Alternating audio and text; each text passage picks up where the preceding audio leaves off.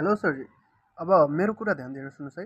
गाउँघरमा तपाईँहरूले धेरै मान्छेहरूलाई एकअर्कालाई बाँदरको बच्चा, ताता कुकुर जस्तो देखिन्छ, यस्ता कुराहरू मतलब भनेको सुन्नुभयो होला। आइएम सरी, यो जस्ट म रिभाइज गराउनलाई मात्रै भनेको है।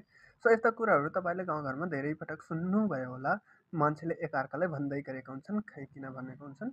तर यसको केही इभिडेन्सहरू पनि छन् साँच्चीकै। मतलब तिनीहरूले भन्नु पछाडि केही रिजनहरू पनि छन्। के तपाईँलाई थाहा छ? मान्छेको पुच्छर पनि हुन्छ। थाहा छैन भने अहिले म देखाउँछु है। मलाई थाहा छ तपाईँको पनि छैन होला, मेरो पनि छैन। तर पनि मान्छेकोसँग पुच्छरहरू हुने गर्छन्। जस्तै कि यहाँ तपाईँहरूले हेर्न सक्नुहुन्छ, यो मान्छेको बच्चा हो कि नै? होइन यार, गधा होइन, मान्छेको बच्चा हो नि। तर यसको पुच्छर छ। यो कुकुर जुन भन्छ नि, ता कुकुर जस्तो देखिन्छ। सो यो र यो क्यारेक्टर तपाईँले मिलाउनुहुन्छ भने कुकुर जस्तै देखिन्छ।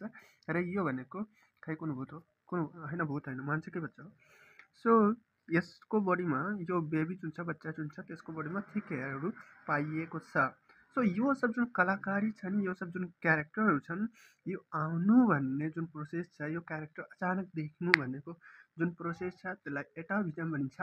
आई होप एटाभिजमको मेन थिम तपाईँहरूलाई समझमा आयो होला कि हामीभित्र हाम्रो एन्सेस्टरहरूको क्यारेक्टर अचानक देख्ने जुन प्रोसेस छ, त्यसलाई एटाभिजम भनिन्छ। रिभर्जन भनेको यसभन्दा पहिला जुन भइसकेको थियो त्यो रिभर्स भएर आइरहेको छ। ओके, सो आई होप यो भिडियो राम्रो लाग्यो होला। ओके, एटाभिजमको कुनै पनि कन्फ्युजन हुनु भएन पिक्चर हेरेर। अनि यो नोटहरू स्क्रिनसट लिएर पढ्न सक्नुहुन्छ। Thank you.